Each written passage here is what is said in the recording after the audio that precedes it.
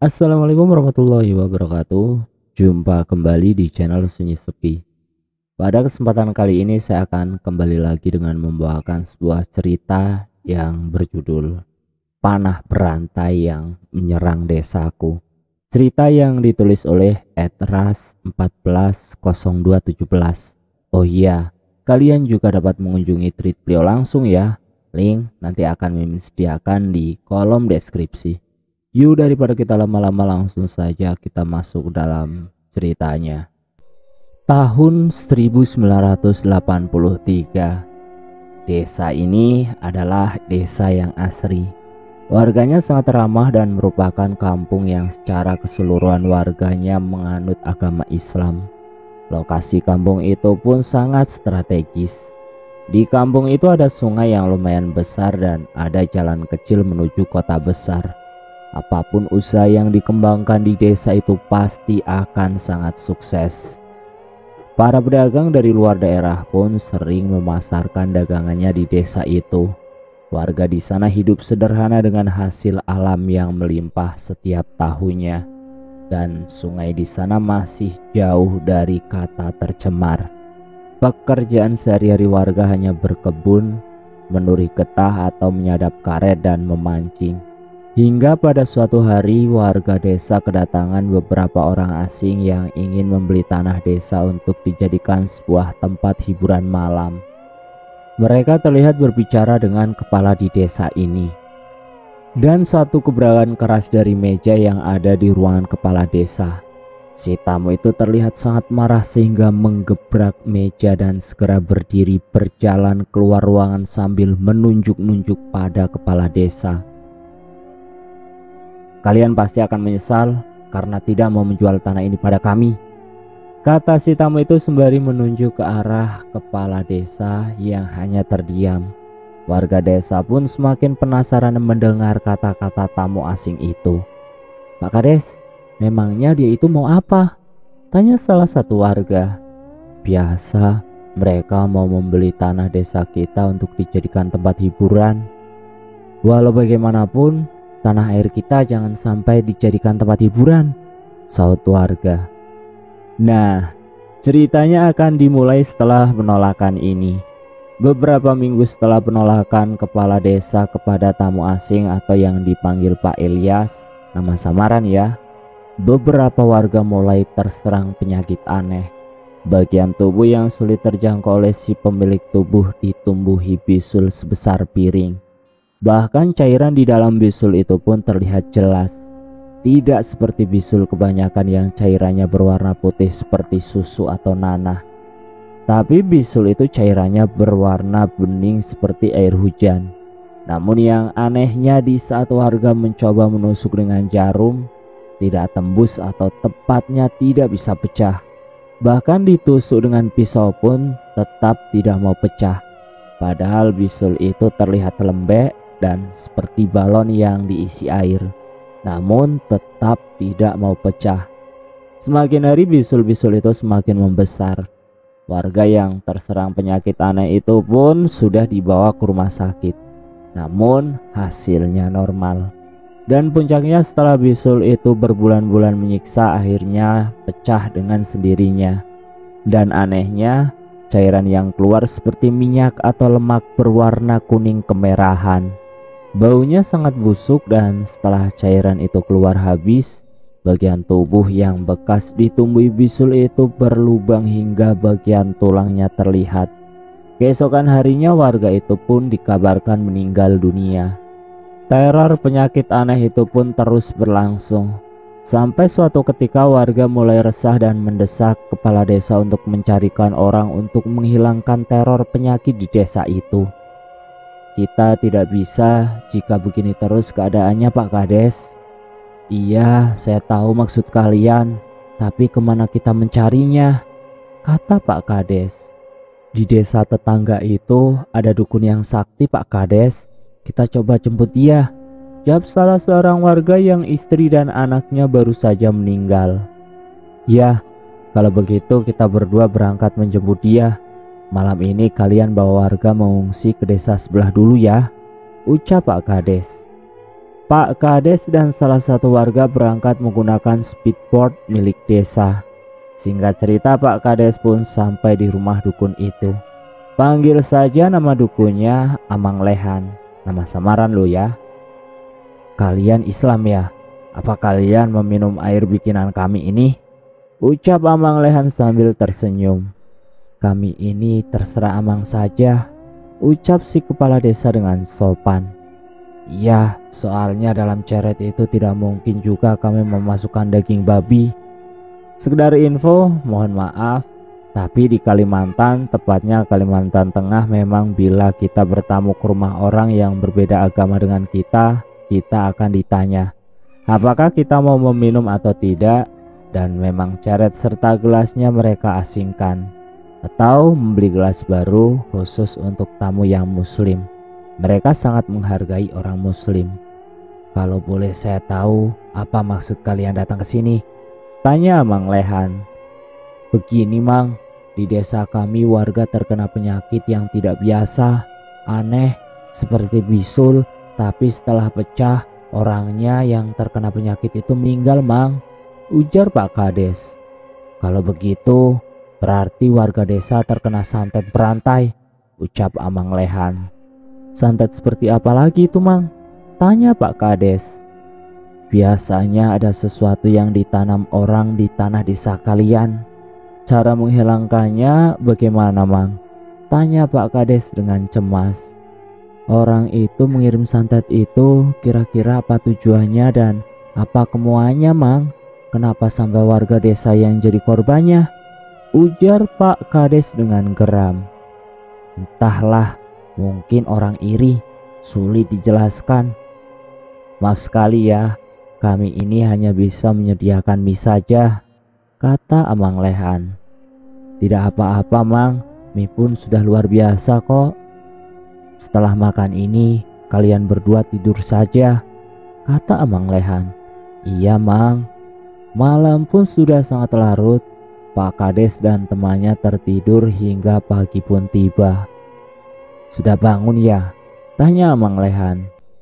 Benar-benar nyenyak sekali tidur malam ini Mang, kata Pak Kades. Ayo minum kopi dan sarapan dulu, nanti akan saya ceritakan. Tadi malam saya melihat desa kalian, banyak sekali makhluk gaib, desa kalian gelap sekali. Menurut saya ada orang yang ingin menguasai desa kalian. Terus bagaimana? Apakah Anda sanggup menghilangkannya Mang? Tanya Pak Kades. Saya tidak sanggup. Orang yang mengirim santet itu ilmunya lebih tinggi dari saya, ujar Amang Lehan menggeleng.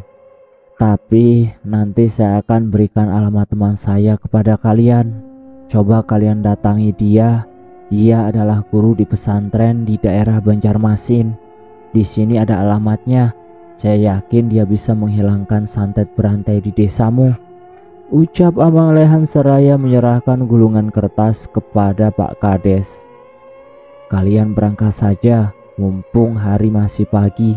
Lumayan jauh perjalanan kalian ke sana, ujar Amang Lehan. Iya kalau begitu kami permisi dulu Mang. Terima kasih banyak Mang, ujar Pak Kades menyalami tangan Amang Lehan. Kalau untuk warga desa jangan dipikirkan. Jika mereka keluar dari wilayah desa kalian, maka mereka akan aman-aman saja kok, ujar Amang Lehan seolah tahu apa yang dipikirkan Pak Kades. Dan Pak Kades pun menghela nafas lega mendengar perkataan Amang Lehan. Mari Mang, kami permisi. Singkat cerita mereka pun dengan cepat melesat melalui anak sungai dan segera menuju Sungai Barito. Dan benar saja, perjalanan mereka memakan waktu kurang lebih 4 jam perjalanan. Dan mereka masih harus naik untuk mencari pesantren yang tertulis di dalam kertas yang diberikan Amang Lehan tadi. Sekitar setengah jam mereka berjalan. Akhirnya mereka sampai di pesantren yang dimaksud. Assalamualaikum warahmatullahi wabarakatuh, kata Pak Kades mengucapkan salam dari luar pagar. Waalaikumsalam warahmatullahi wabarakatuh, saud seorang anak muda sembari membukakan pagar untuk tamu yang datang. Apakah Guru Hamidnya ada? Tanya Pak Kades pada pemuda itu. Iya, beliau ada di dalam. Mari masuk ke dalam, Pak. Abah Guru, ini ada yang mencari. Assalamualaikum warahmatullahi wabarakatuh, ucap Pak Kades dan temannya dengan bersamaan. Waalaikumsalam warahmatullahi wabarakatuh, jawab Guru Hamid sembari berdiri menghampiri tamunya. Masuk, jangan sungkan-sungkan, ujar Guru Hamid mempersilahkan tamunya masuk dan duduk. Baihaqi, buatkan minum untuk tamu kita ini, Nak. Iya, Bah, sahut pemuda yang tadi. Ada apa ya sampai mencari Abah ke sini? Ujar Guru Hamid tersenyum, dan Pak Kades pun menceritakan semua yang terjadi di desanya hingga ia bertemu Abah Lehan dan mendapatkan alamat pesantren ini. Astagfirullah, jadi seperti itu ya ceritanya. Baiklah, setelah makan nanti kita langsung berangkat ke desamu.